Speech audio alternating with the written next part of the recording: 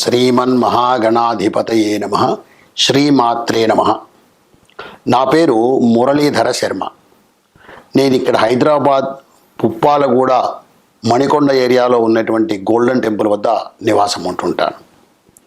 ఈరోజు నేను మన ప్రేక్షకులకు వివిధ రాసుల గురించి, అందులో జన్మించిన వారి యొక్క జీవిత విశేషాలు ఎలా ఉంటాయి అనేటువంటి విషయం చెప్పే ప్రయత్నం చేస్తాను.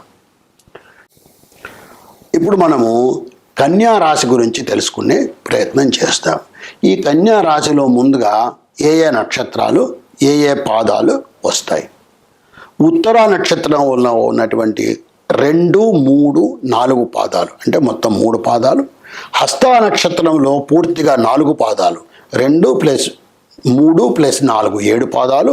చిత్తా నక్షత్రంలో మొదటి 2 పాదాలు, 1, 2 పాదాలు, అంటే ఉత్తర 3, హస్త 4, చిత్త 2 కలిపి మొత్తము 9 పాదాలు కలిసి మనకు కన్యా రాశి అవుతుంది.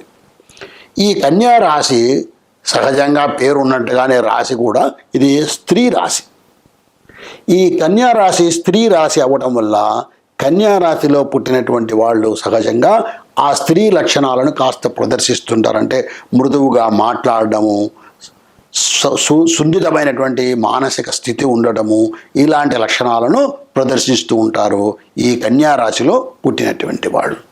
అలాగే ఈ కన్యా రాశి ద్విస్వభావ రాశి. ద్విస్వభావ రాశి అయినప్పుడు ఏమవుతుందంటే వాళ్ళు ఏ నిర్ణయాన్నైనా సరే మార్చుకోవడానికి వాళ్ళు బాధపడరు.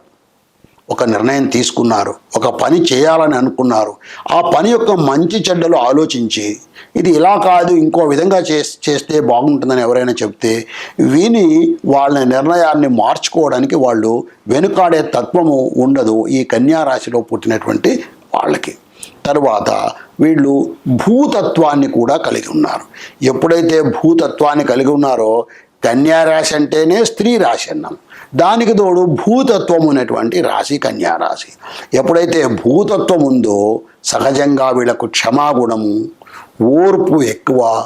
ఏ పనినైనా ఎంతసేపు అయినా సరే పట్టుదలగా అలాగే చేసి దాని ఫలితాన్ని పొందాలి అనేటువంటి ఒక ఉత్సాహము, ఆలోచన ఉండేటువంటిది ఈ భూతత్వం. ముఖ్యంగా ఓర్పు చాలా ఎక్కువ పనులు చేయటానికి వీళ్ళకు. అందువల్ల ఈ కన్యా రాశిలో పుట్టినటువంటి వాళ్ళకు కూడా సహజంగా కాస్త ఓర్పు ఎక్కువగా ఉంటుంది. మరలా ఈ కన్యా రాశి మనకు దక్షిణ దిశను ప్రధానం చేస్తుంది, దక్షిణ దిశను మనకు చూపిస్తుంది. ఇది దక్షిణ దిశలో ఉంటుంది. అందువల్ల ఇది దక్షిణ దిశలో ఉండడం వల్ల కన్యా రాశిలో పుట్టినటువంటి వాళ్ళు దక్షిణ దిశలో ఉన్నటువంటి స్థలాలు కొనుక్కోవటము, లేదా దక్షిణం వాకిలు ఉన్నటువంటి ఇల్లు కొనుక్కోవడము.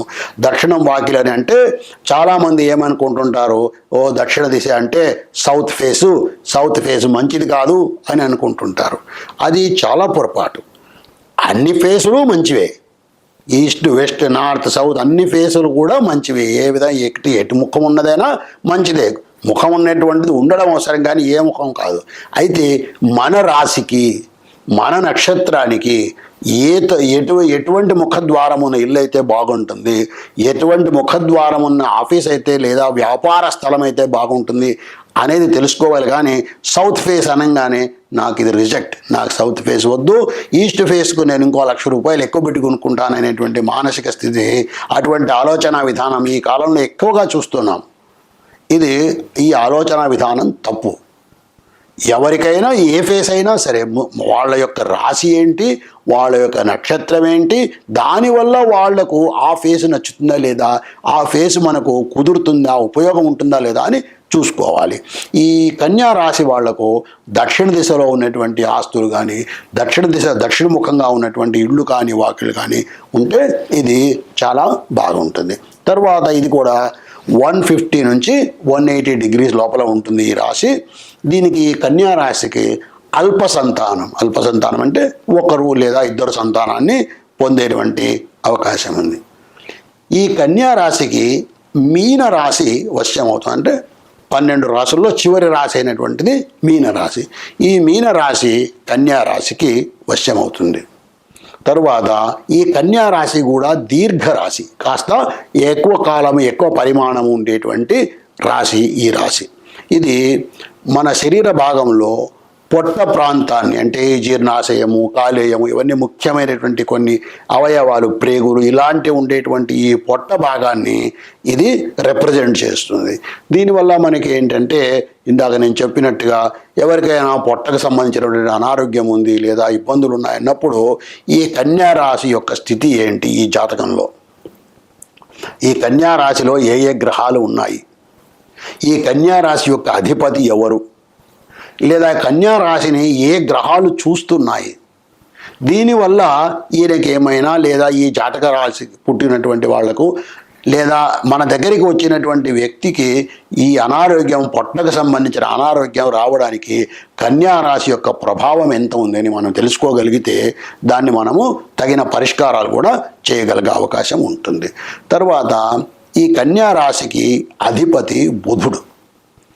బుధుడు నేను ఇందాకే చెప్పాను, బుధుడు పాపగ్రహమా లేక శుభగ్రహమా అంటే ఆయన ఏ గ్రహాలతో కలిసి ఉంటే ఆ గ్రహం యొక్క లక్షణాలను పొందేటువంటి మనస్తత్వం కలవాడు బుధుడు. చాలా సౌమ్యమైనటువంటి గ్రహం, క్రూర గ్రహం కాదు, తీవ్రంగా ఇబ్బందులు పెట్టేటువంటి లక్షణాలు ఉన్నవాడు కాదు. తర్వాత బుధుడు వ్యాపార లక్షణం కలవాడు, వ్యాపారము, గణితము, కామర్సు ఇలాంటి వాటికి కూడా ఈ కన్యా రాశిలో పుట్టిన వాళ్లకు బాగా నప్పుతాయి. అలాంటివి ప్రయత్నం చేస్తే చాలా బాగుంటుంది. తర్వాత ఇంకా కొన్ని ప్రత్యేకంగా ఈ కన్యా రాశిలో పుట్టినటువంటి అమ్మాయిలు వాళ్ళ మానసిక తత్వం సహజంగా వాళ్ళ అమ్మాయిలు, దానికి తోటిది కన్యా రాశి, ఇది స్త్రీ రాశి. ఎప్పుడైతే ఇలాంటి లక్షణం ఉందో ఇంకా సున్నితమైనటువంటి మనసులు, ప్రతిదానికి కూడా అంటే చిన్నదానికి కూడా చాలా మనసులో బాధపడుతూ వాళ్ళకు వచ్చినటువంటి కష్టాన్ని వాళ్ళ మనసులోనే పెట్టుకుంటూ ఇతరులకు చెప్పకుండా గోప్యంగా రహస్యంగా పెట్టుకొని వాళ్ళలో వాళ్ళే బాధపడేటువంటి ఒక తత్వం వీళ్ళలో ఉంటుంది.